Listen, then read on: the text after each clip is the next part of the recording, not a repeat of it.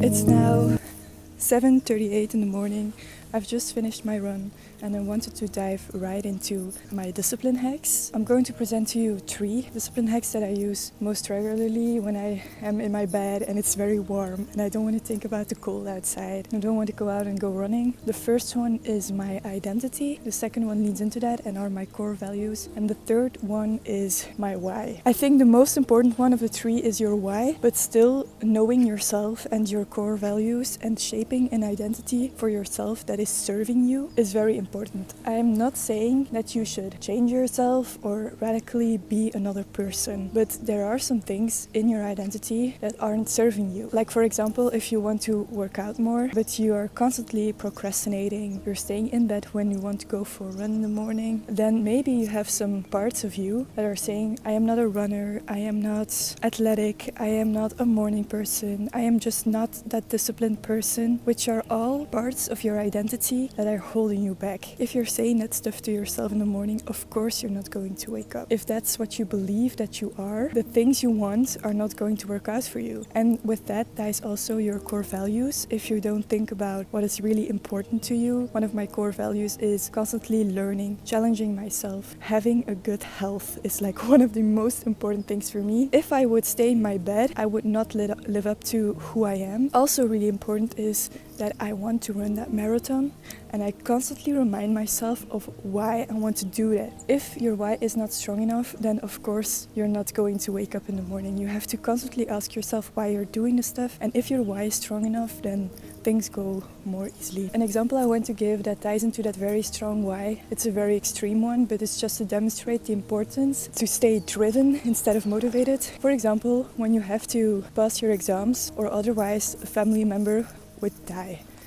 I know it's very morbid. Of course you would study very hard because your why now is very strong. Try to think and journal about why you're doing your studies or why you are working out. Make that why a very strong one. If that why is not very strong, then maybe you should consider if it is worth it in the first place. Last thing about that identity forming, I don't want to give the impression that that is easy. I used to drink a lot, I used to smoke, I used to not sleep, I went out a lot, failed like all my subjects at school and struggling with addictive behavior. The hardest part is not quitting, but the hardest part is forming a new identity that serves you. If you get that right mentally, then the rest will follow. This is a traditional Buddhist meditation technique that will greatly increase your focus and concentration. Very simple in its nature, and yet difficult to master, but practice will make perfect. From time to time, you will experience thoughts and feelings.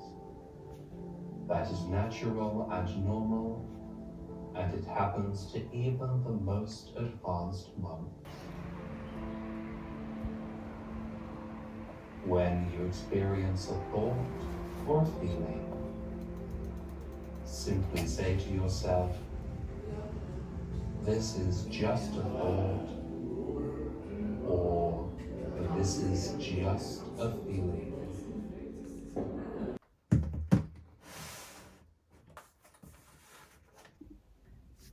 I also promised you that I would share some study hacks. We will be discussing two problems that students are struggling with the most. The first one is getting started, and the second one is doing things faster. So we'll try to do an attempt and solve those problems. The first one, whenever you really feel resistance to studying or you just really don't want to start, there are actually two things that you can do. Or you can say, I'm just going to do something for 1 minute. If I still feel like I don't want to study, I will quit. But if you feel like you're in a flow, which most of the time happens, then you can continue studying. The second one is, I've talked about this before, but it's called the motivation myth. When you are really not letting your life be decided by the feelings in the moment. If you don't feel like studying today, those feelings are fleeting, and as adults, we are not supposed to constantly being led by our emotions. Someone important to you asks you to do something and you don't feel like doing it, you are still doing it because that person is important to you. School is important to you. Even though you don't want to study, you know you have to,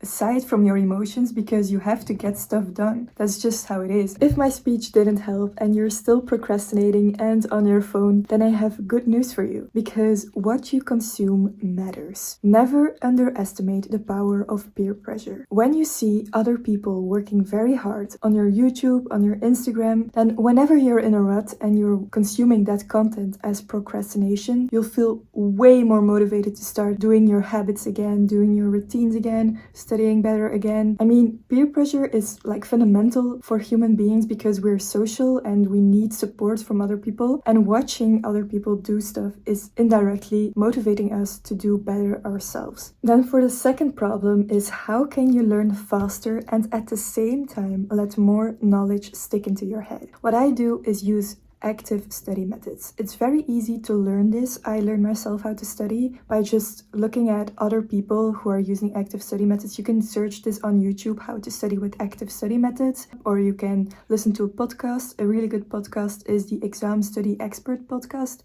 I love that one. I learned so much about studying, procrastination and everything. So educate yourself in studying as a skill. Some people are amazed at how early I quit studying in the exam period. Most of the time I have days of 6 hours of studying and then I'm done. It's completely drained here. These active study methods are way more effective, but they're also harder. People tend to just copy their notes or reread their notes. Those things take less mental energy because they seem to go easier. Like, it's based on familiarity. You recognize stuff that you've already learned or read, but you don't actually know it. You have to really dig into your brain and try to get the answer, and the harder it is, the longer it will stick.